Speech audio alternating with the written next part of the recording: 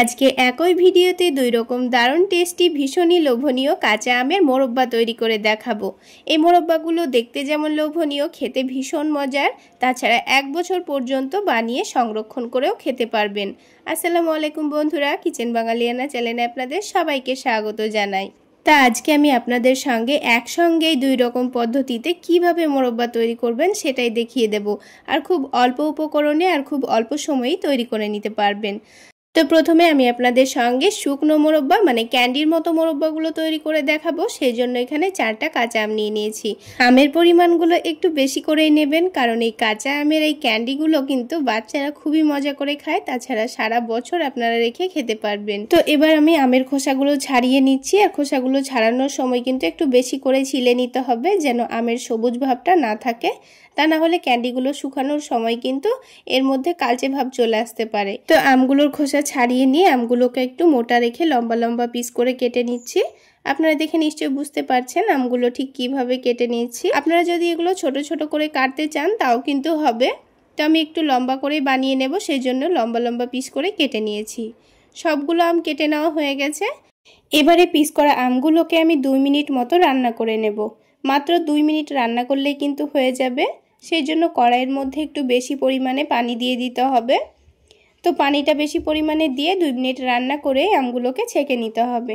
এবার আমি কড়াইয়ের মধ্যে আমগুলো দিয়ে দিচ্ছি। তারপর গ্যাসের ফ্লেমটা অন করে বাড়িয়ে দিয়ে এগুলোকে 2 মিনিট মতো রান্না করে নেব। আমগুলো এখানে 2 মিনিটের মধ্যেই কিন্তু হালকা সেদ্ধ হয়ে যাবে। এখানে আমগুলো কিন্তু খুব বেশি সেদ্ধ করা যাবে না। তো 2 মিনিট রান্না করে নেওয়ার পর আমগুলো একটা বড় ছাকনার মধ্যে ছেঁকে নিচ্ছি। এখানে আমগুলোকে খুব বেশি সেদ্ধ করে নিলে কিন্তু আবার এগুলো ভেঙে যেতে পারে, তাই এগুলোকে হালকা সেদ্ধ করে নিতে হবে। তো খুব ভালোভাবে পানিটা ঝরিয়ে নিয়ে একটা বড় মিক্সিং বোলের মধ্যে আমগুলোকে নিয়ে নিয়েছি। তো দেখুন সবগুলো আমের পিসই কিন্তু গোটা গোটা আছে, কিন্তু হালকা সেদ্ধ হয়ে গেছে। এবারে আমের পিসগুলো যখন হালকা ঠান্ডা হয়ে যাবে তখন এখানে 1.5 কাপ পরিমাণ চিনি দিয়ে দিচ্ছি। এখানে যদি আমগুলো অতিরিক্ত টক হয় সেক্ষেত্রে চিনির পরিমাণটা বাড়িয়ে নিতে হবে। তো আমগুলো এখানে খুব বেশি টক ছিল না বলে আমি এখানে 1.5 কাপ পরিমাণ চিনি দিয়েছি। চিনিটা একটু ভালোভাবে মিশিয়ে নেওয়ার পর ঢাকনা দিয়ে ঢেকে এটাকে 2 ঘন্টার জন্য রেখে দেব। ততক্ষণে চিনিটা খুব ভালোভাবে গলে যাবে আর এই আমের ভেতরে কিন্তু খুব সুন্দরভাবে রসও ঢুকে যাবে। এবার আমগুলোকে ঢাকনা দিয়ে ঢেকে রেখে 2 ঘন্টা পর আমি আপনাদের দেখিয়ে দিচ্ছি। দেখুন 2 ঘন্টার মধ্যে দেখুন চিনিটা পুরো গলে গেছে আর আমের পিসগুলোর মধ্যে খুব সুন্দরভাবে রসও ঢুকে গেছে। এবার আমের পিসগুলোকে শুকিয়ে নেওয়ার জন্য এখানে 2টো স্টিলের প্লেট নিয়ে নিয়েছি। এবার এখান থেকে 1 পিস করে তুলে নিয়ে এই প্লেটের মধ্যে একটু ছড়িয়ে ছড়িয়ে দেব, যাতে একদিনের রোদ্রে খুব সুন্দরভাবে শুকিয়ে যায়। তো আমি একটা একটা করে আমের পিসগুলো রসের মধ্যে থেকে তুলে এইভাবে প্লেটের মধ্যে নিয়ে শুকাতে দিয়ে দেব। আর একদিনের রোদেই শুকিয়ে নিলে কিন্তু আমাদের আমের ক্যান্ডি বা মোরব্বা তৈরি হয়ে যাবে। তো দেখুন বন্ধুরা, 2টো প্লেটেই কিন্তু আমের পিসগুলো আমি নিয়ে নিয়েছি। এবারে আমের পিসগুলো রোদ্রে শুকিয়ে নেওয়ার পর আমি আপনাদের দেখিয়ে দেব। আর যে আমগুলো তুলেছিলাম তার মধ্যে যে রসটা আছে এটা কিন্তু ফেলে দেব না। এটা থেকে কিন্তু আরও একটা আমি মোরব্বা আপনাদের তৈরি করে দেখাবো। আর আপনারা যদি আরেকটা মোরব্বা না বানাতে চান তাহলে ওই রসটা দিয়ে আপনারা যে কোনো শরবতে খেতে পারবেন কিংবা শিরা তৈরি করে রেখে যে কোনো কাজে লাগাতে পারবেন। এবার আরও একটি মোরব্বা তৈরি করার জন্য আমি 5টা মতো কাঁচা আম নিয়ে নিয়েছি। আমের খোসাটাকে ভালোভাবে ছাড়িয়ে নেব। এবারে আমগুলোকে আমি ছোট ছোট পিস করে কেটে নেব। আপনারা মোরব্বাগুলো যেমন করে বানাতে যাচ্ছেন ঠিক সেইভাবে পিসগুলো করে নেবেন, ছোট অথবা বড় করে। তো এখানে আমগুলোকে আমি একটু ডুমো ডুমো করে কেটে নেব।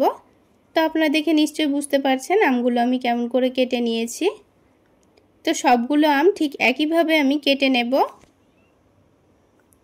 তো দেখুন সবগুলো আম কেটে নেওয়া হয়ে গেছে। এবারে আমগুলোকে আমি 3 থেকে 4 মিনিট মতো রান্না করে নেব।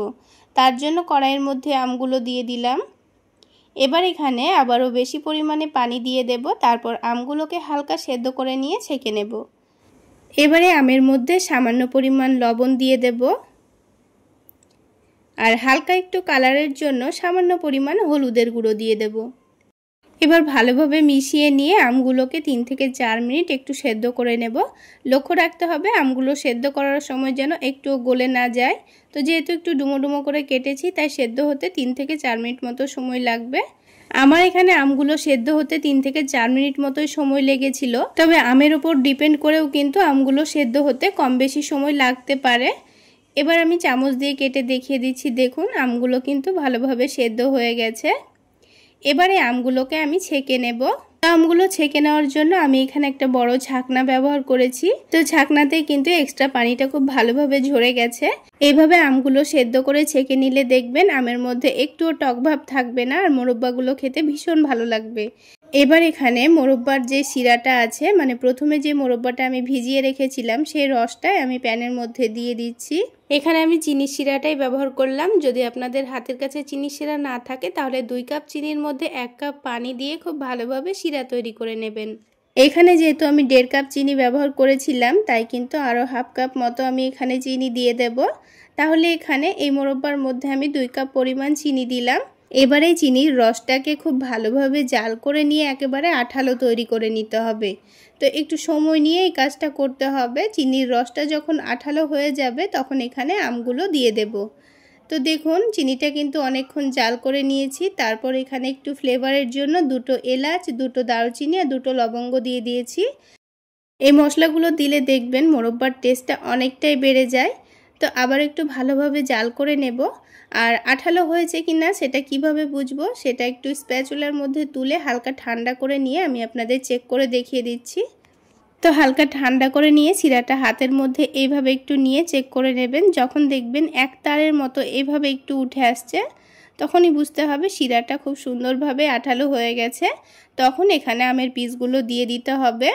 আমের পিসগুলো দেওয়ার পর কিন্তু এই শিরাটা অনেকটাই পাতলা হয়ে যাবে। তো আবারও একটু ভালোভাবে নাড়াচাড়া করে 7 থেকে 8 মিনিট মতো রান্না করে নিতে হবে। তো আমি গ্যাসের ফ্লেমটা বাড়িয়ে রেখে এই আমগুলো দেওয়ার পর 7 থেকে 8 মিনিট মতো রান্না করে নিয়েছি। তো এই শিরাটা যখন পাতলা হয়ে যাবে, আবারও কিছুক্ষণ জাল করার মতো ঠিক একই রকমভাবে শিরাটা ঘন হয়ে যাবে, তখন বুঝতে হবে আমের মোরব্বাগুলো খুব সুন্দরভাবে হয়ে গেছে। আর গ্যাসের ফ্লেমটা বাড়িয়ে রেখে যেহেতু আমি রান্না করে নিচ্ছিলাম, তাই আমি এখানে বারবার নাড়াচাড়া করে দিয়েছি। আর যেহেতু চিনি শিরার মধ্যে রান্না করে নিচ্ছি, তাই কিন্তু আমগুলো আর একটুও গলে যাবে না। তো মোরব্বাগুলো নামানোর কিছুক্ষণ আগে আমি অল্প করে একটু লেবুর রস দিয়ে দিচ্ছি। এতে করে মোরব্বাগুলো অনেক দিন পর্যন্ত রেখে খাওয়া যাবে, আর এগুলো ঠান্ডা হয়ে যাওয়ার পর জমেও যাবে না। তাই অল্প করে একটু লেবুর রস কিংবা ভিনিগার দেওয়ার চেষ্টা করবেন, তাহলে দেখবেন খেতেও ভালো লাগবে, আবার অনেক দিন পর্যন্ত রেখেও খেতে পারবেন। এবার নামানোর কিছুক্ষণ আগে আমি অল্প করে একটু কাজু বাদাম কুচি করে দিয়ে দিয়েছি। এটা সম্পূর্ণ অপশনাল, চাইলে বাদ দিতে পারেন। তা আবারও সব কিছু ভালোভাবে নাড়াচাড়া করে মিশিয়ে নিচ্ছি। আর আপনারা দেখে নিশ্চয়ই বুঝতে পারছেন যে এই শিরাটা আগের থেকে অনেকটাই ঘন হয়ে গেছে। আর দেখুন একটুও কিন্তু আম ভেঙেও যায়নি কিংবা গলেও যায়নি। তো হাতের মধ্যে আবারও একটু রস চেক করে নিচ্ছি। দেখুন অনেকটাই কিন্তু ঘন হয়ে গেছে। এবার আমি এটাকে নামিয়ে ঠান্ডা করে নিয়েছি। আর দেখুন দেখতে কতটা লোভনীয় হয়েছে, খেতে কিন্তু দারুণ টেস্টি হয়েছিল। এবার এগুলোকে বানিয়ে আপনারা যে কোনো রুটি পরোটার সঙ্গে খেতে পারেন। এটা খেতে ভীষণই টেস্টি হয়। তো বন্ধুরা, আজকের এই মোরব্বা রেসিপি আপনাদের কেমন লাগলো অবশ্যই কমেন্ট সেকশানে জানাবেন। আর ভালো লাগলে একটা লাইক শেয়ার করে দেবেন।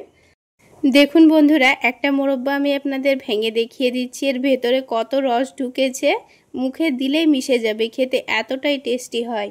এবার এগুলোকে আমি একটা কাঁচের বয়ামে ঢুকিয়ে সংরক্ষণ করে রেখে দেব। তো বন্ধুরা, একটা মোরব্বা রেসিপি তো আমাদের তৈরি করা হয়ে গেল। এবার আমি আপনাদের প্রথমে যে মোরব্বাটা শুকাতে দিয়েছিলাম, তো সেটা একদিন রোদ দিয়ে এবার আমি আপনাদের দেখিয়ে দিচ্ছি। তো দেখুন একদিনের রোদ্রে কিন্তু খুব সুন্দরভাবেই শুকিয়ে গেছে। তো দেখুন মোরব্বাগুলো শুকিয়ে গিয়ে দেখতে কতটা লোভনীয় হয়েছে। তো এটাকে আরও একটু লোভনীয় তৈরি করার জন্য আমি অল্প করে একটু চিনি ব্লেন্ড করে নিয়েছিলাম। এবার এই চিনি গুঁড়োর মধ্যে খুব ভালোভাবে এই মোরব্বাগুলোকে কোট করে নেব, তাহলে দেখতেও অনেকটা লোভনীয় হবে আর খেতে তো দারুণ টেস্টি হবে। তো চিনি গুঁড়োর মধ্যে খুব ভালোভাবে মিশিয়ে নিয়ে আমি এগুলোকে পরিবেশন করে নেব। এইভাবে কাচের বয়ামে ঢুকিয়েও আপনারা সারা বছর খেতে পারবেন, একটুও খারাপ হবে না, খেতে ভীষণই টেস্টি হবে। তাহলে বন্ধুরা অবশ্যই কমেন্ট সেকশনে জানাবেন আপনাদের কোন মোরব্বা রেসিপিটা বেশি ভালো লেগেছে আর আপনাদের কোন মোরব্বাটা খেতে বেশি ভালো লাগে। তাহলে বন্ধুরা আজকে এই পর্যন্তই। সকলে অনেক বেশি ভালো থাকবেন, সুস্থ থাকবেন। দেখা হচ্ছে আরও একটি নতুন রেসিপি নিয়ে নেক্সট এপিসোডে।